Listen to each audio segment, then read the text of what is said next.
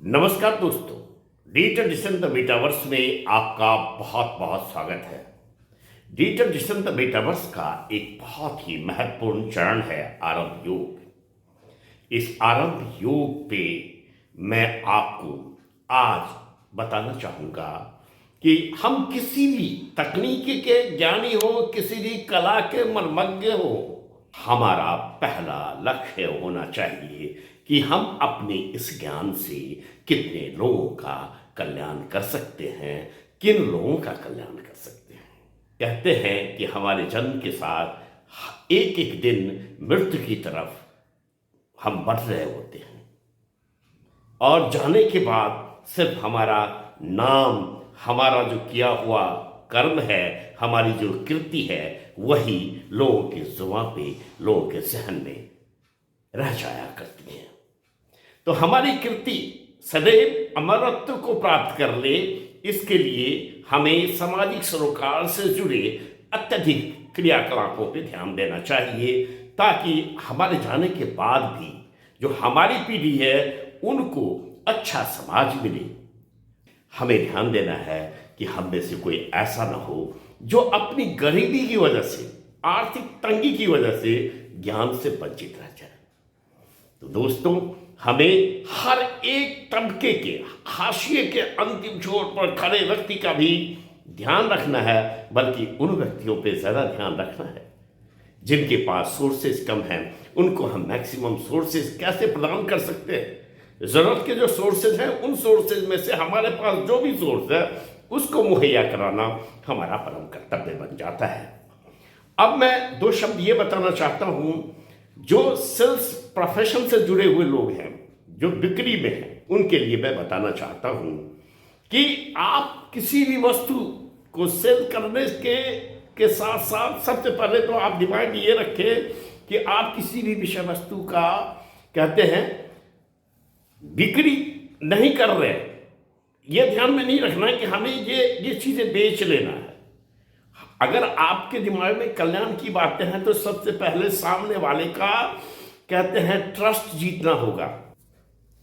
सबसे पहले आपको एक चीज़ का ध्यान रखना है कि आपके मिशन में, आपके विषय वस्तु में या आपकी बातचीत में क्लैरिटी होनी चाहिए, स्पष्टता होनी चाहिए, ताकि आप अपनी बात स्पष्ट वे में ऑनेस्टली सामने वाले तक प्रसारित कर सके, सामने वाले को समझा सके।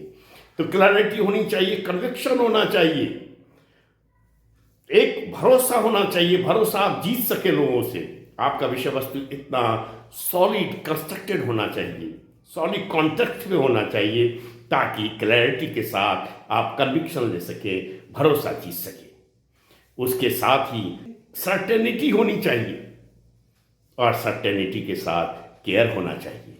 यानी 4C, सेल्स प्रोफेशन में 4C की आवश्यकता पड़ती है। पहला कि क्लैरिटी होनी चाहिए, दूसरा कन्विक्शन होना चाहिए, और तीसरा सर्टेनिटी होनी चाहिए। साथ साथ आपके विषय वस्तु में केयर होना चाहिए, ताकि लोगों को लगे कि आप जो कुछ भी उन्हें प्रोवाइड करना चाहते हैं उसके पीछे आपका ध्येय है कि आप उनका केयर कर रहे हैं।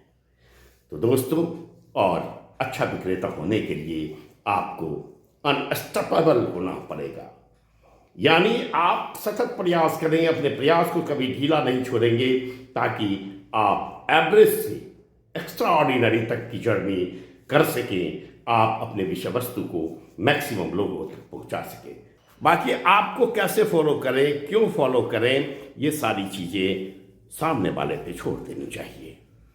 तो जी हाँ दोस्तों, हम सेल्स प्रोफेशन से अगर जुड़े हुए हैं तो हमें सबसे पहले लोगों का भरोसा जीतना होगा, और ये भरोसा हम तभी जीत सकते हैं जब हमारी वस्तु में क्लैरिटी होगी, हमारे विचारों में क्लैरिटी होगी, हमारे वक्तव्य से हमारे छवि के प्रति लोगों का भरोसा होगा। और ये तभी होगा जब आपको अपने आप पर भरोसा होगा। यानी कहते हैं कि राइट माइंडसेट, राइट स्किलफुल और राइट एक्शन ही सही रिजल्ट तक आपको ले जाएगा। इसी कल्याण भावना के साथ हम आपको नमन करते हैं। मैं हूं आपका अपना Rajiv, digital decent the metaverse का फाउंडर। और दोस्तों, अगर आप चाहते हैं कि वीडियो मैक्सिमम टू मैक्सिमम लोगों तक प्रसारित हो तो इसे लाइक कीजिए, शेयर कीजिए, सब्सक्राइब कीजिए। इस वीडियो के नीचे जो लिंक है उसको क्लिक कीजिए और डिजिटल मार्केटिंग से कंसर्न बेसिक्स ज्ञान को वन गो में, वन सिटिंग में देखिए, निर्णय लीजिए कि क्या यह डिजिटल मार्केटिंग आपके कल्याण के लिए, आपके जीवन के लिए अहम भूमिका निभा सकने वाली है या निभा सकती है। अगर हाँ तो हमारे साथ जुड़ जाइए। मैं हूं आपका अपना राजीव गौतम।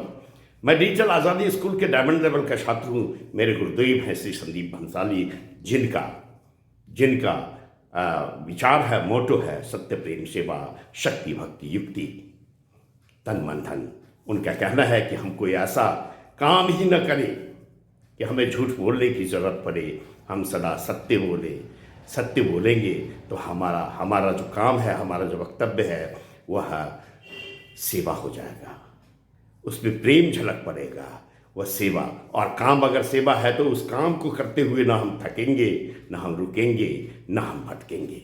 तो जी हाँ दोस्तों, मेरा नाम स्वीकार करें। जय हिंद, जय भारत।